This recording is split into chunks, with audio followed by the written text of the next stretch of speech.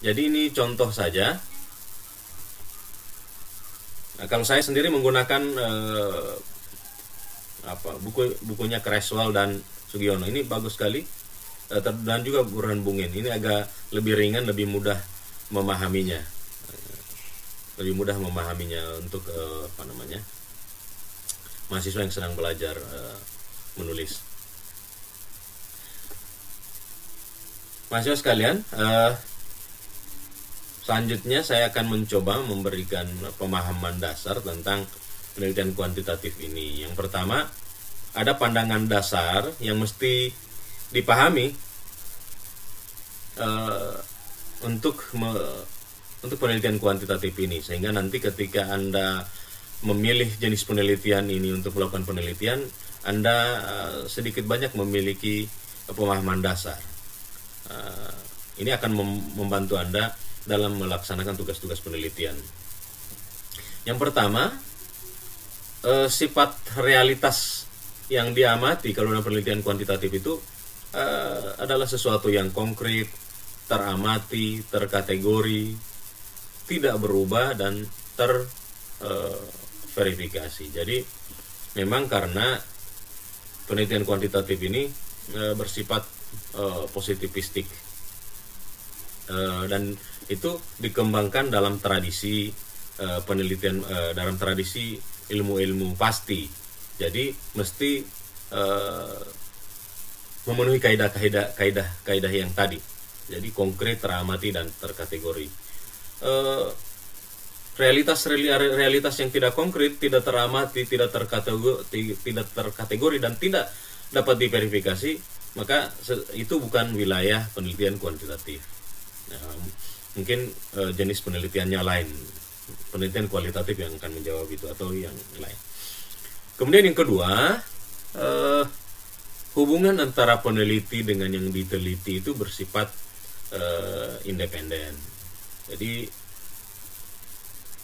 biasanya kalau peneliti dengan yang diteliti itu tidak terkait dengan persoalan-persoalan kebiasaan, budaya, tradisi antara satu sama lain, antara peneliti dan yang diteliti. Jadi hubungan mereka itu bahkan sangat sederhana hubungannya, sangat sedikit interaksinya. Karena sedikit interaksinya maka lebih cenderung independen. Kemudian yang kedua, bersifat kausal. Hubungan peneliti dengan yang diteliti itu bersifat sebab, hubungan variabel yang diteliti bersifat sebab akibat. Jika maka, begitu rumusnya. Jika X maka Y, atau Y disebabkan oleh X. Ini contoh kalau Anda meneliti di sebuah sekolah tentang iklim organisasi, dan prestasi dan kinerja guru umpamanya. Maka Anda akan menemukan biasa judul-judul penelitian kuantitatif itu seperti hubungan iklim organisasi dengan kinerja guru di SMP X atau SMP Y umpamanya.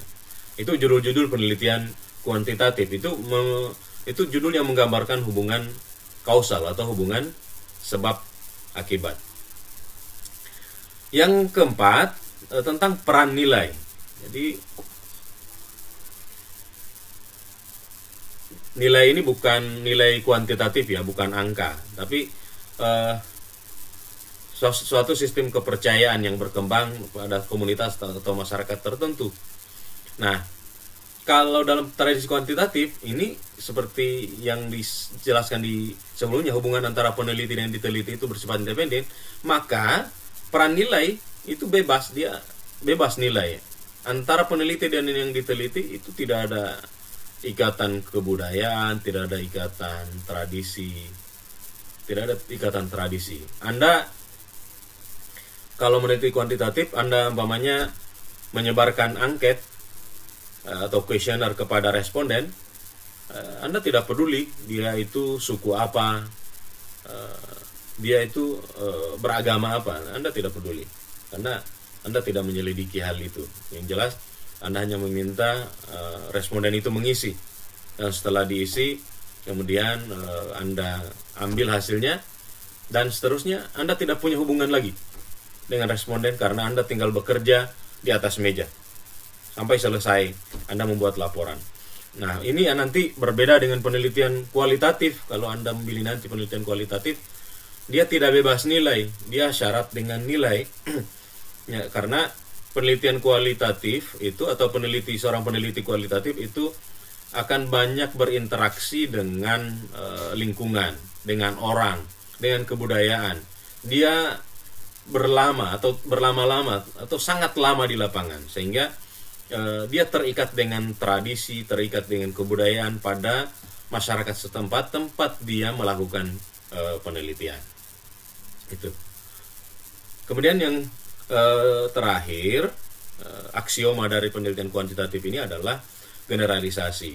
Generalisasi itu artinya kesimpulan dari penelitian ini berlaku untuk populasi yang diteliti. Kenapa menggunakan populasi? Karena biasanya penelitian kuantitatif itu dilakukan atau digunakan untuk subjek penelitian yang besar atau populasi penelitian yang besar. Maka yang diteliti tidak semuanya, tetapi umumnya menggunakan diambil sampelnya. Sampel itulah yang diteliti, hasilnya diberlakukan untuk populasi. Inilah yang disebut dengan generalisasi.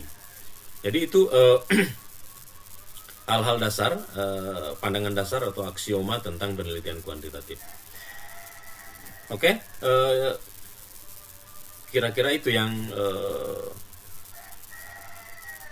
untuk pertemuan kita kali ini. Kalau ada pertanyaan silakan.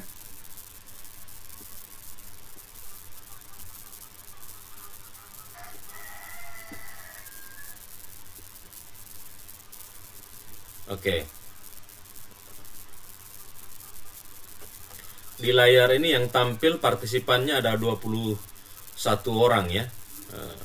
Ada 21 orang. Jadi nanti sebentar saya akan coba lihat kembali karena ini ada rekamannya ya. Kalau ada yang komplain pamannya sebentar, saya akan umumkan di grup siapa-siapa yang tidak hadir. Silakan siapkan bukti screenshotnya saja bahwa hadir di Zoom ini. Tetapi yang tampil ini Anda bisa lihat itu hanya 22 orang. Artinya kurang satu dengan saya, berarti hanya 21 yang hadir ya.